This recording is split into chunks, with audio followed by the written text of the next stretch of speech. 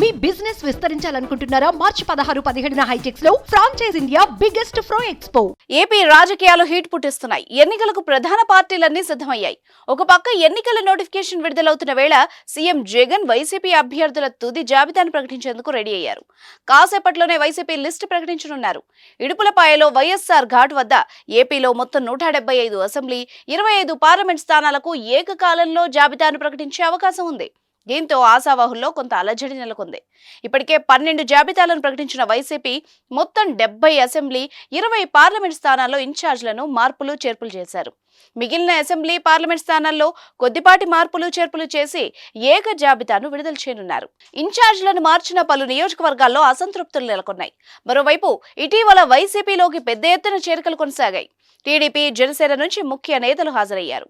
వాళ్ల చేరికల సమయానికే వైసీపీ జాబితా దాదాపుగా ప్రకటించేశారు. ఈ క్రమంలో ఏమైనా మళ్లీ మార్పులు చేస్తారా అనే ఉత్కంఠ నెలకొంది. దాదాపు అన్ని సీట్లలో అభ్యర్థులు కొలిక్కొచ్చారు. అక్కడక్కడ ఎమ్మెల్యేలను ఎంపీలుగా పంపడం పైన ఓ 2-3 నేతలు గుర్రుగా ఉన్నారు. వాళ్ల టికెట్ పై సీఎం జగన్ ఎలాంటి నిర్ణయం తీసుకుంటారన్న ఆసక్తి నడుస్తోంది. పవన్ పై పోటీ ఎవరు చేస్తారన్న చర్చ కూడా జోరుగా నడుస్తోంది. జనసేనానిపై ముద్రగడనే బరిలోకి దించుతారని ప్రచారం నడిచినా దీనిపై ఇంకా క్లారిటీ రాలేదు.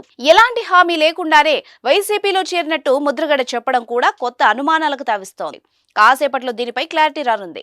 ఈ తుది జాబితా విడుదల అనంతరం సీఎం జగన్ ఎన్నికల ప్రచారానికి శ్రీకారం చుడతారు. ఈ నెల 18 నుంచి ఆయన ప్రచారం ప్రారంభిస్తారు. సుమన్ టీవీలో మీ పర్సనల్ అండ్ బిజినెస్ ప్రమోషన్స్ కోసం కింది నెంబర్కి కాంటాక్ట్ చేయండి.